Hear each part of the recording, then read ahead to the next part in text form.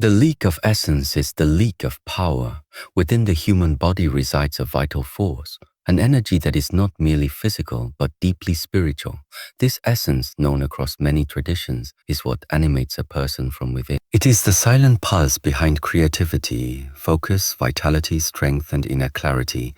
When this essence is preserved, the body becomes like a well-built fortress, impenetrable to weakness, radiant with inner light. But when it is wasted, scattered, or spilled without awareness, that same fortress begins to crumble, not from an outside enemy, but from inner neglect.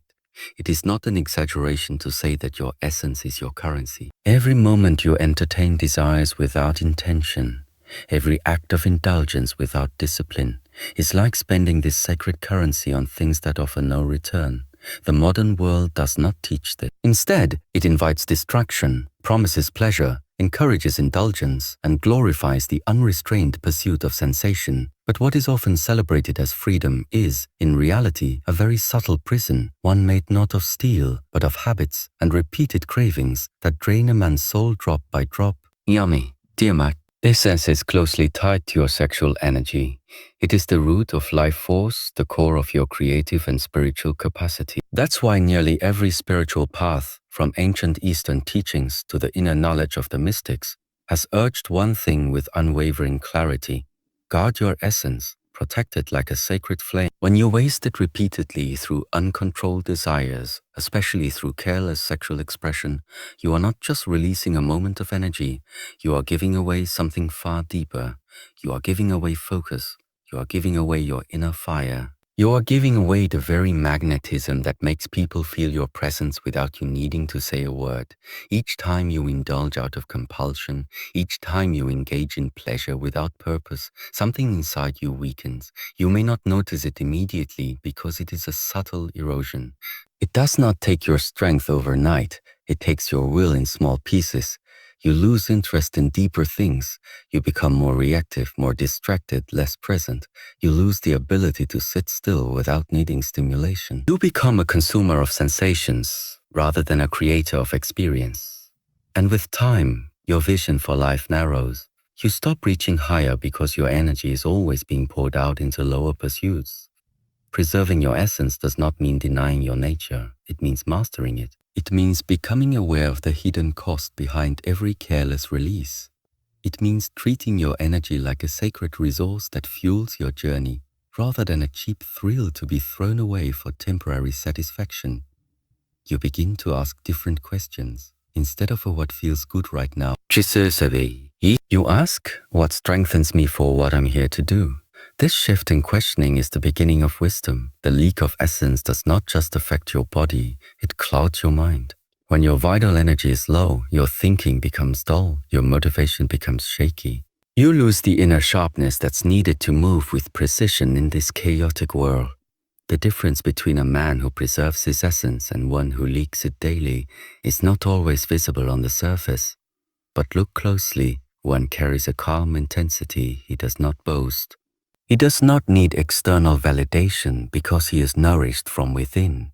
The other constantly seeks stimulation, validation, and pleasure because he is running on empty. And even if he speaks loudly or walks boldly, you can feel that his foundation is not solid. It is not about shame. It is about energy. It is about recognizing that everything you do either builds you or breaks you. And sexual energy is one of the most potent builders or destroyers of human potential. This short-sightedness weakens the will, dulls intuition, and clouds judgment.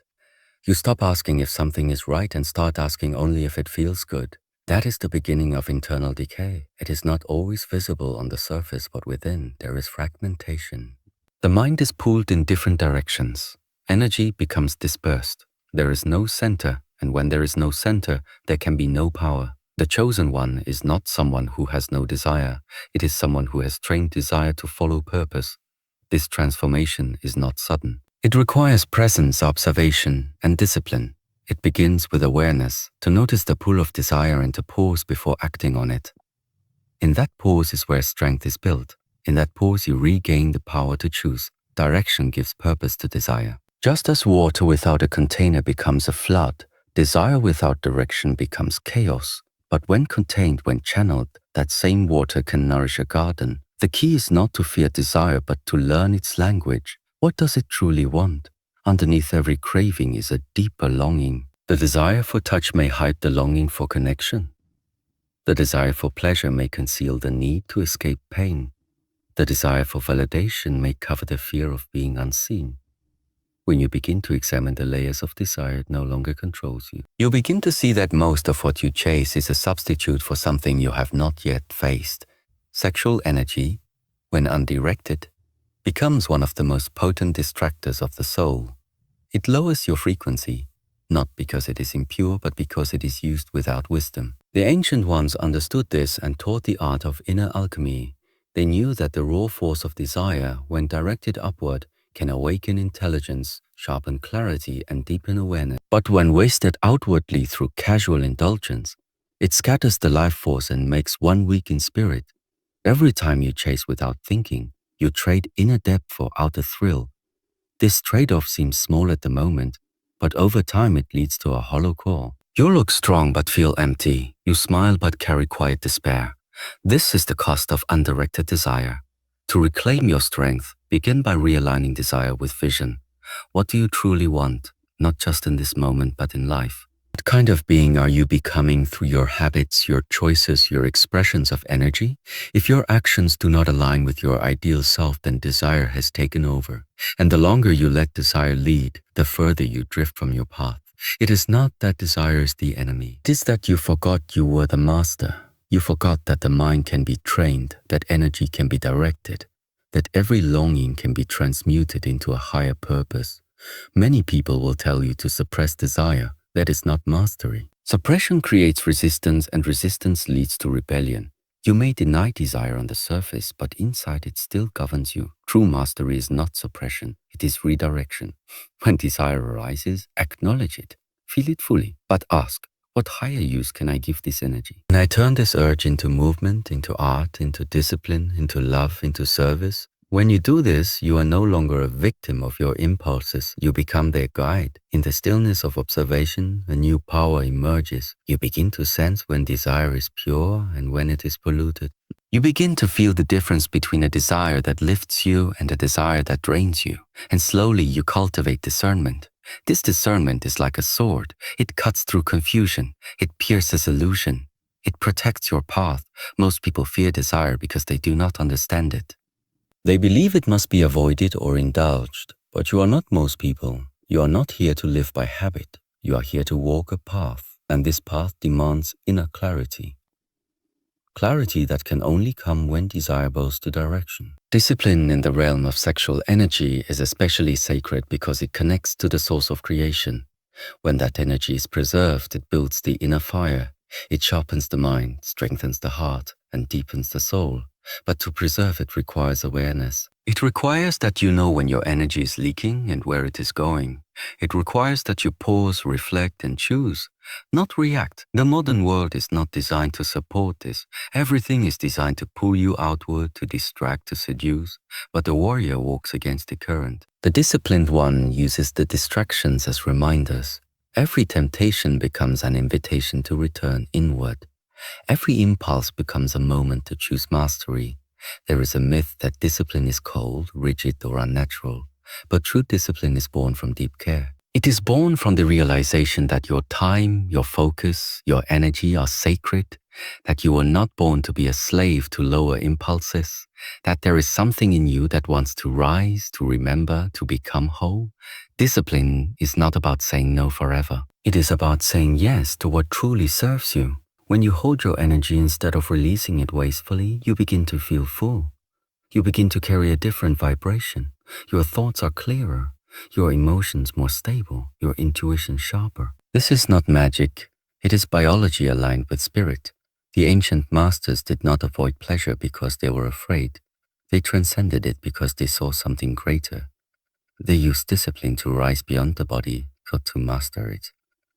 And once mastered, the body becomes an ally, not a cage. Your sexual energy then becomes a creative force, not a craving. It fuels your vision, not your distractions. It connects you to others through presence, not need. This transformation is not instant. It is a path that begins with one choice, to treat your energy as sacred. It Discipline is a daily practice. It is the decision you make each morning to live from your higher self. It is the choice you make when you feel the urge rise, and instead of indulging it, you breathe with it, you observe it. You let it pass, and in that passing you grow, not because the desire disappeared, but because you rose above it. Each time you do this, you create space within yourself. Space for insight, for creativity, for purpose. The one who fills all his empty moments with indulgence will never discover what those moments were trying to reveal. But the one who meets emptiness with discipline unlocks his potential. So if you seek true power, begin here. Not in grand achievements, but in the quiet victory over yourself. Preserve your energy. Watch where it goes. Honor it as the fuel of your becoming. Let discipline be the fire that burns away weakness. Let it be the gate that protects your inner temple.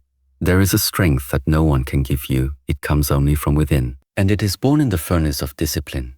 It is built in the silent moments where you choose presence over pleasure. It is carved in the spaces where you say no to what dims your light. And each time you choose discipline, you rise, you align. You become what you are meant to be, not a slave to desire, but a vessel of sacred power.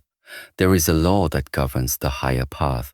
You cannot rise while being chained to what lowers you. Energy follows attention, and attention rooted in lust will always sink your spirit into the densest layers of existence. Sexual sin is not merely an act. It is a fracture in the alignment of mind, body, and soul. Each time you give in to corrupted cravings, you lose more than strength. You lose clarity, you lose spiritual sight, you lose the invisible armor that protects your inner world. Those who walk the path of self-mastery are not immune to temptation. They simply refuse to be ruled by it. They have seen what happens when sacred energy is misused. They have felt the weakness in the bones, the cloud in the thoughts, the heaviness in the soul after careless indulgence. And so they choose differently, not from fear, but from wisdom. Not because they hate pleasure, but because they love truth more. The one who is chosen is not born different. He becomes different through fire, through refinement, through the burning away of habits that once felt comfortable, but now feel like chains. There is a kind of false intimacy that many chase. It promises connection but delivers emptiness. It offers pleasure but hides poison. This false intimacy comes when the body is present, but the soul is absent. When lust dominates, love vanishes. What could be sacred becomes shallow. What could be divine becomes a transaction. And the more you engage in such acts, the more your soul grows silent. You forget how to feel deeply. You forget how to see beauty beyond the surface. You start living with a hollow hunger, always craving more, never feeling full. This is the hidden cost of misused sexual energy. It does not just weaken the body, it hardens the heart. You begin to see others not as souls, but as objects. You become blind to the sacredness of human connection, and slowly the light within you dims. To walk as a chosen one means to reclaim what was stolen, not by others, but by your own unconscious habits. You reclaim your focus by stopping the mental check. You reclaim your dignity by treating your body as a temple. You reclaim your strength by breaking the patterns that drain your essence. There is a moment on this path where you realize no one is coming to save you. You must rescue yourself from yourself. You must look honestly at your behavior, your thoughts, your secret indulgences, and ask, do these serve my highest self? If the answer is no, then a choice must be made. Not a temporary choice, but a lifestyle shift. You must build a life where discipline becomes a daily devotion, where your energy is guarded like gold, where you no longer seek to numb yourself with pleasure, but to awaken yourself through presence. This awakening is not soft, it is fierce. It demands that you leave behind the version of yourself that seeks comfort in the wrong places. It asks you to sit in the fire of discomfort until you are purified, and in that fire, you begin to remember who you are. You begin to understand that your cravings are not you. They are echoes of a system trained to survive, not to thrive. But you are not here to survive, you are here to transform. And that transformation begins when you no longer run from yourself, when you stop hiding behind distractions. When you meet your pain, your longing, your loneliness, not with escapism, but with awareness. Sexual sin lowers your frequency not because the act itself is cursed, but because the intention behind it is corrupted. It is done to fill a void rather than express a truth. It is done to escape, not to connect. And every time you escape in this way, you deepen the void. But when you pause, when you reflect, when you say a no more, a new frequency begins to emerge, a frequency of wholeness, of power rooted in stillness, of joy that does not depend on external touch. This is the energy of the awakened one. This is the signature of someone who has walked through temptation and come out refined. To hold your energy is to honor your future self. It is to understand that what you do today writes the script for who you become tomorrow. Every time you choose to rise above lower urges, you strengthen your spiritual spine. You stand taller, not in body but in being. People feel this shift. They sense your presence before you speak. You become a mirror that reflects discipline, dignity, and depth.